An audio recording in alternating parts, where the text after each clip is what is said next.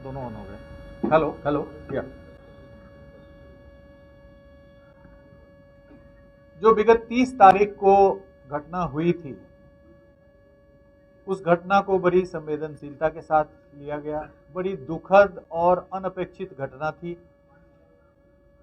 दो उम्मीदवारों के समर्थक विपरीत दिशा से क्रॉस कर रहे थे। गाड़ी को आर पार करने को लेकर के बकझक प्रारंभ हुआ और वह जो बकझक था वो अल्टीमेटली स्टोन पेल्टिंग में परिणत हुआ। कई वाहन क्षतिग्रस्त हुए, कई लोग घायल हुए और बाद में यह पाया गया कि एक व्यक्ति की मृत्यु हो गई, जिनकी पहचान दुलार चंद यादव जी के रूप में की गई। इस संबंध में प्राथमिकी दर्ज की गई दोनों पक्षों के द्वारा।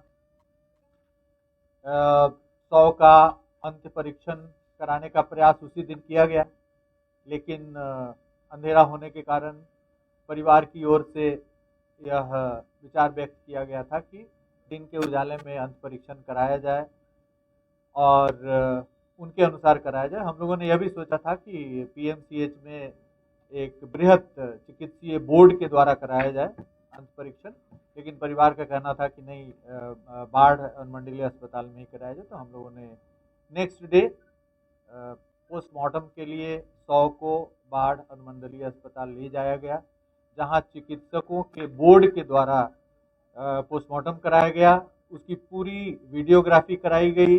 पीड़ित के पक्ष से भी वीडियोग्राफी के दौरान अपनी तरफ से भी उन्होंने वीडियोग्राफी रखा था।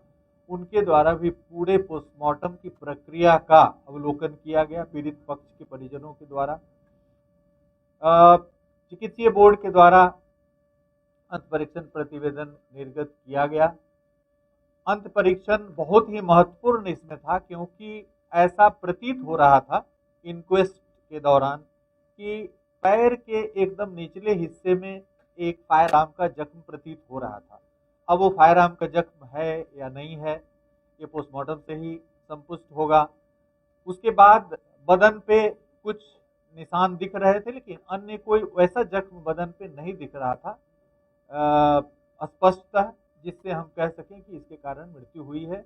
इसलिए पोस्टमार्टम का जो इंतजार था वो था कि पोस्टमार्टम में क्या तथ्य आते हैं, उससे काफी सारी चीजें स्पष्ट होंगी।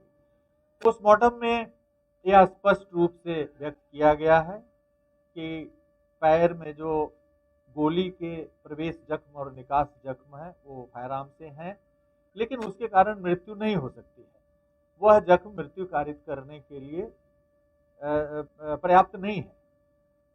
फिर अन्य जख्मों का अवलोकन पोस्टमार्टम के दौरान किया गया, जिसमें शरीर के ऊपरी भाग में यह बताया गया है कि जो लंग्स और हार्ट का जो एरिया है वहाँ पर कंप्रेशन है और कॉज ऑफ डेथ लिखा गया है कि कार्डियो रेस्पिरेटरी फेलियर। इसका मतलब है कि जो लंग्स और हार्ट है वो कंप्रेस हुआ है। और यह भी लिखा गया है कि यह शरीर के ऊपर से कोई hard and blunt heavy substance के गुजरने से हो सकता है। फिर सीआईडी की टीम, जो अभी डीआईजी सीआईडी जैन जी हमारे सामने बैठे हैं, इनकी अध्यक्षता में सीआईडी की भी एक बड़ी सशक्त टीम, जिसमें ये स्वयं थे, एसपी क्राइम थे, डीवाईएसपी, फॉरेंसिक्स के बहुत सारे एक्सपर्ट्स को तुरंत भेजा गया था उसी दिन। आईजी कमिश्नर की टीम भी गई थी, संयुक्त जांच प्रतिवेदन भी समर्पित की थी, सीनियर एसपी भी गए थे। तो सभी बढ़िया पदाधिकारी वहां पर भ्रमण किए, समीक्षा की, अनुसंधान की, और जो पोस्टमार्टम निर्गत हुआ है उससे यह पता चला कि हार्ड एंड ब्लंट सब्सटेंस कोई हेवी इनके ऊपर से क्रॉस किया। अब वहां पर जब परिस्थितियों को आप देखेंगे, आकलन करेंगे, जो वीडियोस उपलब्ध हुए हैं हमें, उससे यह संकेत मिल रहा है कि स्टोन पेल्टिंग हो रही है। आमने सामने बकझक हुआ है गाड़ी को आर पार करने के लिए, उसके बाद बकझक में स्टोन पेल्टिंग हो रहा है। मृतक है वो भी दिख रहे हैं उसी आकृति के, उसी वेशभूषा के एक व्यक्ति के द्वारा स्टोन पेल्टिंग किया हुआ दिख रहा है। और गाड़ियां भाग रही हैं वहां से, घटनास्थल से निकलने का प्रयास कर रहे हैं। उस क्रम में शीशे टूटे हैं कई गाड़ियों के, कई व्यक्तियों को भी जख्म हुआ है, 10-12 लोगों को, जिसके इलाज के दौरान जख्म प्रतिवेदन निर्गत किया गया है। तो इन सभी परिस्थितियों को समेकित रूप से देखते हुए, पोस्टमार्टम रिपोर्ट, वीडियो विजुअल्स, ये सब देखते हुए ऐसा प्रतीत हुआ कि प्रथम दृष्टया इस कांड में इनकी हत्या हुई है। अब गोली कौन चलाया, कब चला, जो और वाहन जिस तरह से बड़ी तेजी से वहां से भागने की कोशिश कर रहे हैं और पत्थर जो चला रहे हैं वो भी कभी तेजी से आगे बढ़ रहे हैं, गिरते पड़ते बढ़ रहे हैं, तो इस स्थिति में यह संभव है कि वाहन के द्वारा इन पर वाहन चढ़ा दिया गया है, वाहन चढ़ा है। अब वो इंटेंशनल है या भागने के क्रम में एक्सीडेंटल है, ये सब अनुसंधान का विषय है। भविष्य में अनुसंधान यह बताएगा कि इन पर जिस कारण से इनकी मृत्यु हुई है पोस्टमार्टम में जो स्पष्ट किया गया वह कारण इंटेंशनल है कि जानबूझ करके किसी ने इनके शरीर पे चढ़ाया है। जो गोली चली है वो चूंकि पैर में लगा है और अन्य किसी संवेदनशील हिस्से में नहीं है, वहां पर प्रत्यक्षदर्शी गवाहों की कमी नहीं है। आप देखेंगे वीडियोस में दिख रहा है कि दर्जनों लोग वहां पे प्रत्यक्षदर्शी साक्षी हैं। प्रत्यक्षदर्शी साक्षियों को चिन्हित किया जा रहा है, उनके बयान लिए जा रहे हैं। फॉरेंसिक की टीम घटना स्थल का पुनर्सृजन कर रही है।